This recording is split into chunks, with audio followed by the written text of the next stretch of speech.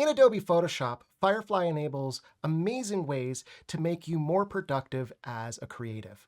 So for example, let's say we have this image here with this mountain background and some of this different landscape that we'd like to create for, say, an ad. Now, as I look at this, there might be a few things that I might want removed to be able to make some space within here, like this boat. Now we want to remove this and replace this with maybe some pictures of a person in this. So what I can do here is I can just simply go to my lasso tool or any of my selection tools, just select the area that I have here, and you'll notice that there is this Generative Fill button.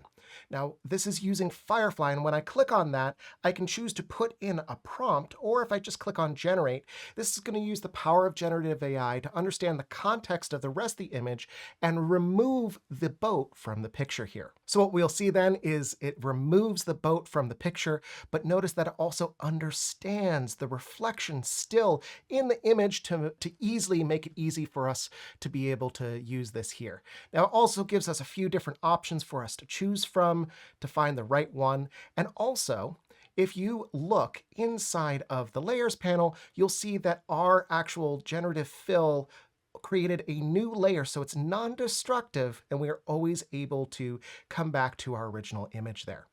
But let's say, for example, I also want to expand this out into a larger image because I have different dimensions, and this is the only image I have of this. Fortunately, if I just resize this using the crop tool, I can just select that. And again, this generate down below here is an option for me to be able to click. And that will then take the context around the image and use what's called generative expand to expand that image easily for me here. And there we go. And that's generative expand. You'll notice that even in any of the reflections here is able to understand the context of the reflections and expand that image out easily for me. So now let's say I have a picture of a person that I want to drop into this image, and I'm just going to resize this into here quickly and click on Done. And one of the great things about Photoshop is that with one click, I can simply remove the background to easily incorporate this into the image.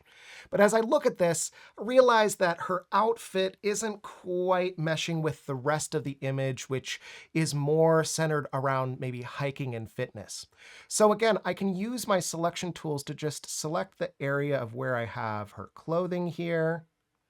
And I can go in and click on Generative Fill. And in this case, I'm going to put in a prompt that says hiking clothes. And there we go. In just a quick moment, we were able to change out the outfit of hers with some new hiking clothes. We can choose a few different options. And this is something that would have taken hours before, but now in just a few clicks, I can really create a new image. And again, everything is non-destructive using Generative Fill.